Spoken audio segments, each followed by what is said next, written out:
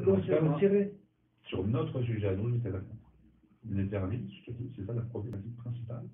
C'est que le jour où tu vas fabriquer la pyramide de Gizeh, ou de Saxe-Helgoland, ou sûrement celle de Bosnie aussi, ce jour-là, tu arrives et tu n'inventes pas la taille de pierre, tu n'inventes pas la manière de les déplacer, tu n'inventes pas la roue. Hein? Tu comprends? C'est pas toi qui invente le ciment. Ils ont fabriqué du ciment. C'est pas toi qui l'invente le ciment. T'arrives, les gars. Si tu tailles de la pierre et que tu chaffes un peu, le ciment il est très vite découvert, il suffit de faire cuire du calcaire. Bah, pour la taille du ciment, c'est bon. Mais après, pour la mesure des angles parfaitement, ça t'est À pas partir du moment où quand tu tailles de la pierre, ça vient tout seul. Ah bah, admettons, alors tu es arrivé au stade où être géographe, tu l'as dans le sang et tu peux. Géographe.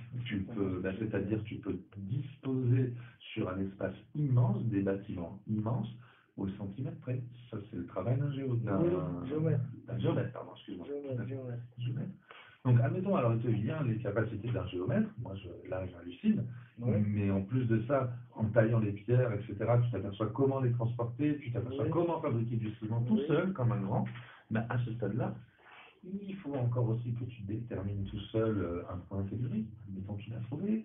Il faut que tu connaisses le mètre et la coudée pour ce qui est déguisé. Bon, la coudée, ça devrait aller, le mètre. Admettons que tu devines le mètre, tu devines la coudée, tu devines un micro, arrêtez.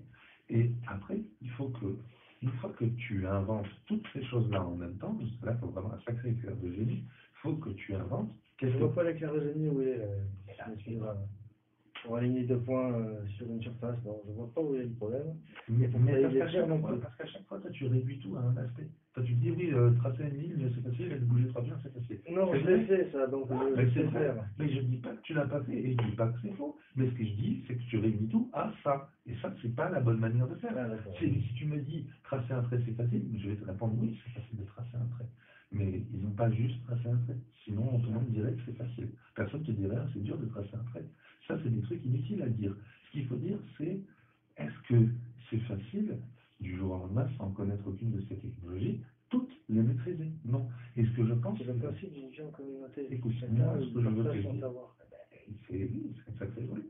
Mais pour arriver au degré de technologie qu'il fallait pour fabriquer une pyramide, et ben, en fait, il n'y a pas besoin d'avoir fabriqué 50 pyramides pour arriver tout de suite à faire la pyramide aiguisée. Il faut d'abord maîtriser toutes les technologies. C'est comme quand on a maîtrisé les technologies nécessaires pour fabriquer un avion.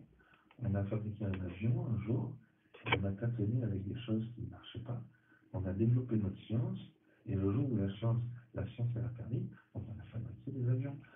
Tu regardes le Boeing qui vient de sortir, il a fallu les connaissances en aéronautique, il faut des connaissances en métal, caoutchouc, les roues, les vitres, les trucs.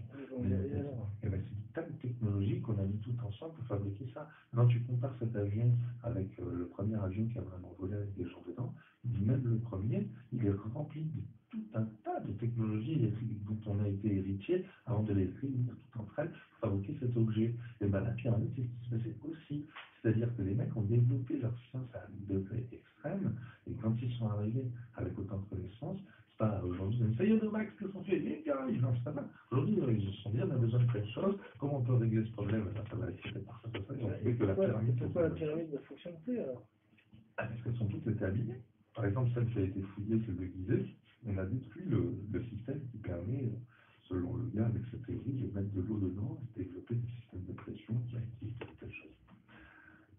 Donc aujourd'hui, évidemment, si tu remplis cette salle d'eau, ça va fuir de partout, et donc ça ne va pas marcher.